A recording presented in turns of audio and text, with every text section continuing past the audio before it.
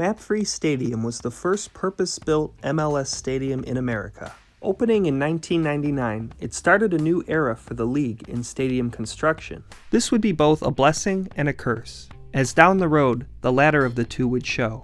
This is Mapfre Stadium, the downside of being first.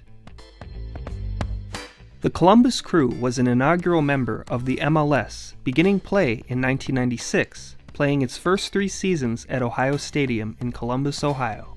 Ohio Stadium, seating over 100,000, was roughly 4 times the size that would be needed for MLS games.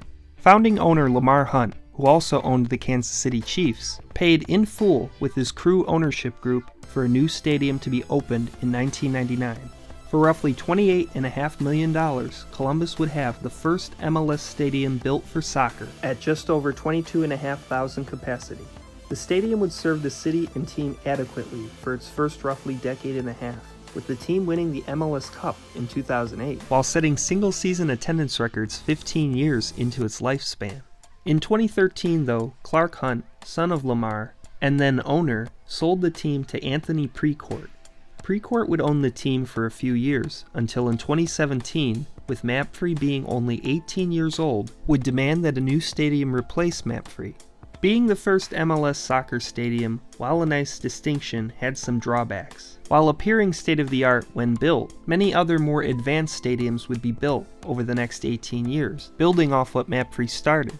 Features such as canopies, larger scoreboards, and more elaborate exteriors were all becoming standard, and Mapfre had little to none of these. Another drawback was the stadium's location, which was near the state fairgrounds and over a mile from downtown. In being the first adopter of a new concept, the stadium ended up being inferior in the long run, as it continued to look more and more basic as new stadiums were built. Unlike last time, ownership wasn't offering a privately funded stadium and wanted Columbus to put up the money for a replacement. Precourt began threatening to move the team to Austin, Texas if one was not built. This would result in a movement to try to save the team. It would also result in then Attorney General Mike DeWine suing, using what was called the Art Modell Law, which was passed in the wake of the Browns' move to Baltimore in the 90s. This law stated that certain stipulations had to be met before an owner could move a team from the state of Ohio, if said stadium was receiving any tax benefit. Conditions such as trying to sell the team locally before moving were elements of this law.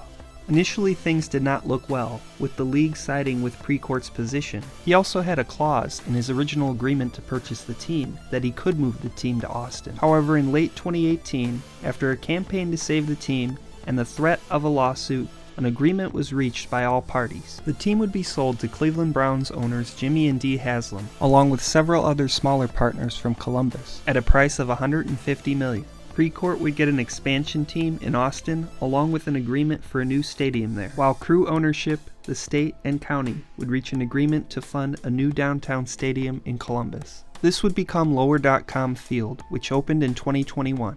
Mapfre is now used as the Crew's practice facility.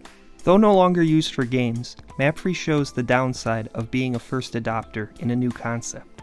It didn't have other soccer-specific stadiums in America recently built to go off of. And some things, like capacity, worked well, while others, such as location and a more basic design, did not.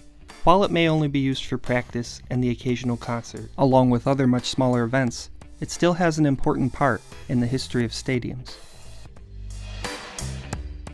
Thank you for watching.